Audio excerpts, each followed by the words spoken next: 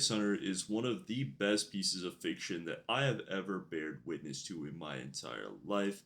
If you don't know what Hunter X Hunter is, it's basically this anime or this manga where this 12-year-old kid and his best friend essentially go around this universe increasing their power of like the soul or their life energy, and they fight bad guys, go into games, they just do some wacky stuff along the way and basically become absolute psychopaths. And it is one of the pieces of art that I've ever witnessed in my entire life.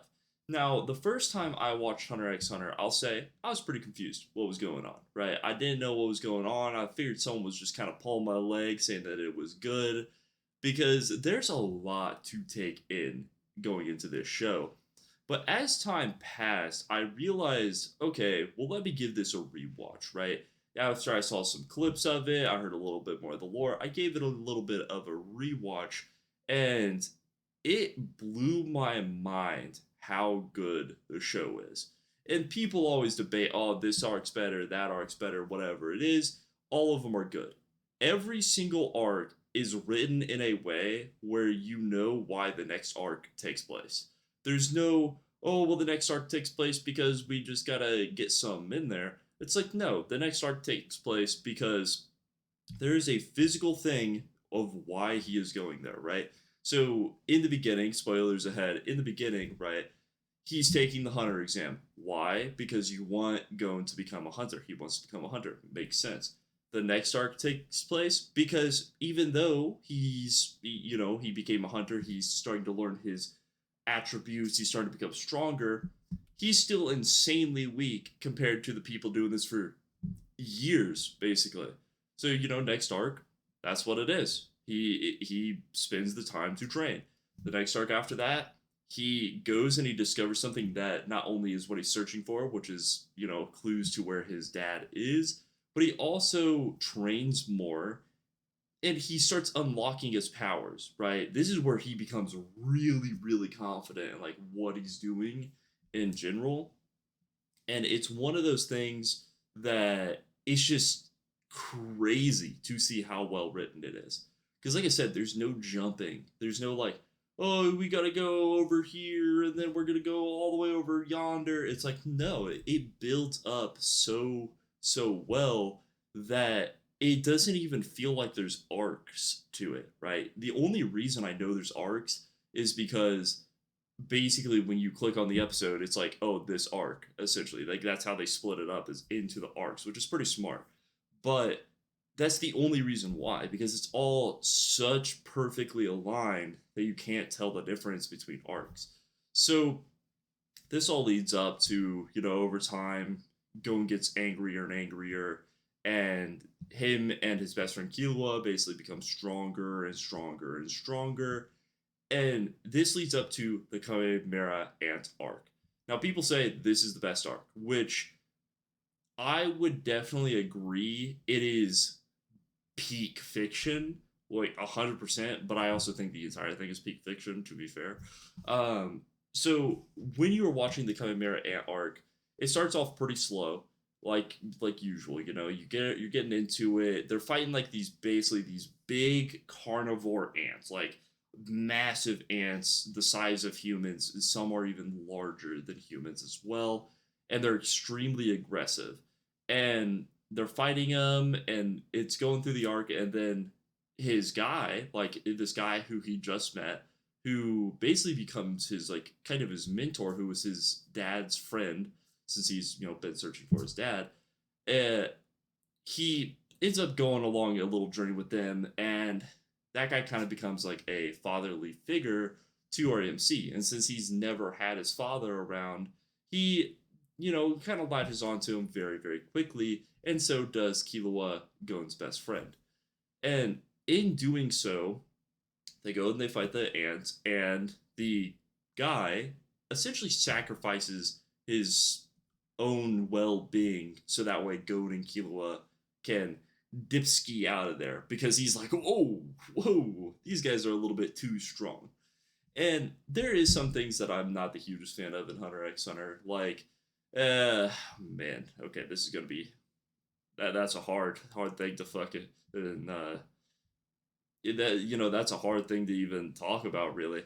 Um, you know, I wish the lore was a little bit more fleshed out. I think that's about it. Like honestly, I think the lore could be a little bit more fleshed out, and it would make it a little bit better, especially in the anime.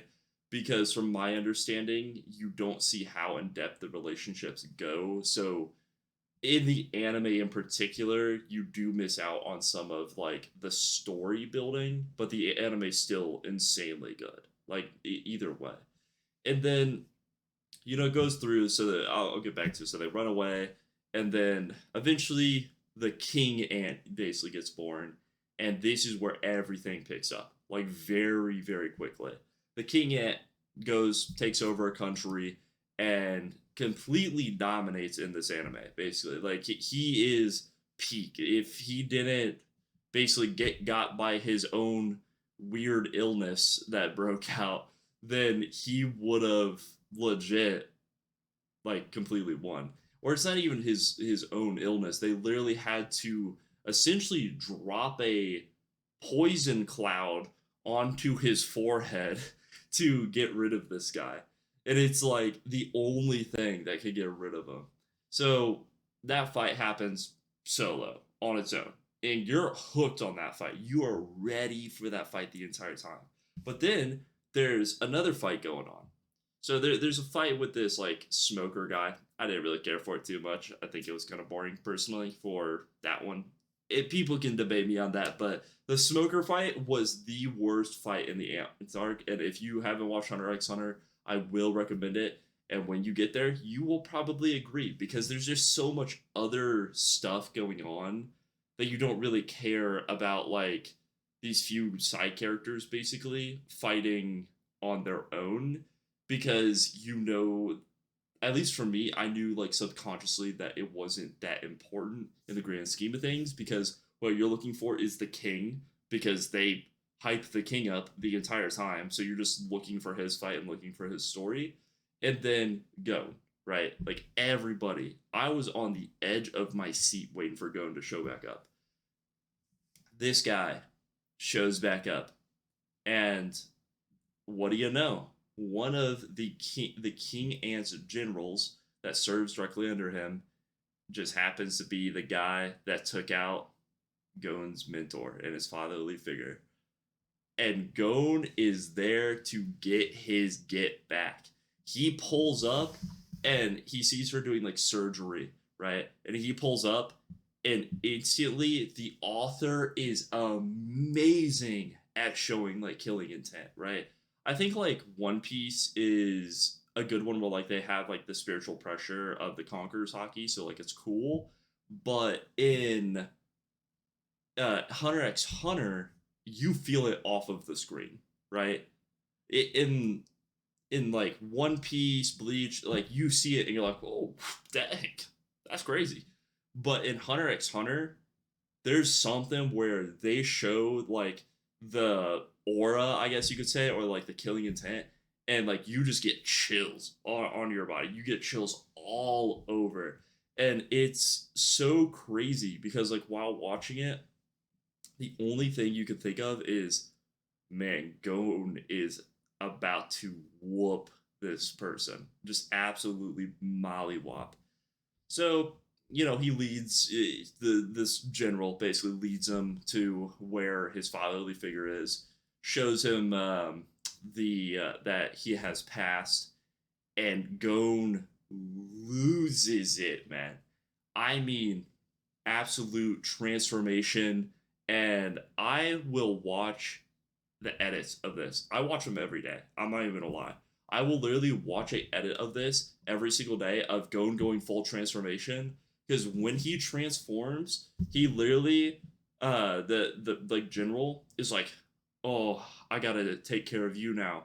And the second he does, Gon transforms and basically drags him through the woods and just pummels him into the ground over and over and over again. And the entire fight, you're not like, wow, this is crazy. It's not like that. The entire fight is just and you're just questioning what is happening because of actually how crazy it is, right? It's so hard to have a basic reaction to it. I feel, but that happened in a lot of the arcs personally for me, and I love the way that they build up to it. And I really hope for Hunter x Hunter. I know that the story is off and on a lot because if I remember correctly, the author does have some health issues. Let's hope he does end up feeling well.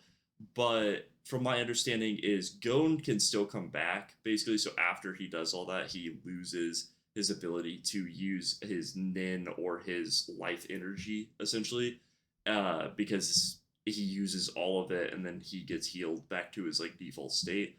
But there's some speculation that he might come back, and now they're exploring something that people are calling the Dark Continent, which is basically the Hunter x Hunter world is literally our world meshed together and then like flipped upside down. But then imagine if there's a massive ocean and then there's a landmass like on the outside of that ocean essentially, and that's like the Dark Continent where there's things that are like on par with that ant guy I was talking about before that are just so crazy that the only way to get rid of them is by physically dropping a nuke essentially. So, but yeah, I just absolutely love Hunter x Hunter. Mentioning this, I did just finish watching it, and I'm probably going to give it a week and I'm going to rewatch it again because that's how good it is. But yeah, let me know what you guys think in the comments below about Hunter x Hunter. And besides that, hope you enjoyed. Have a wonderful night.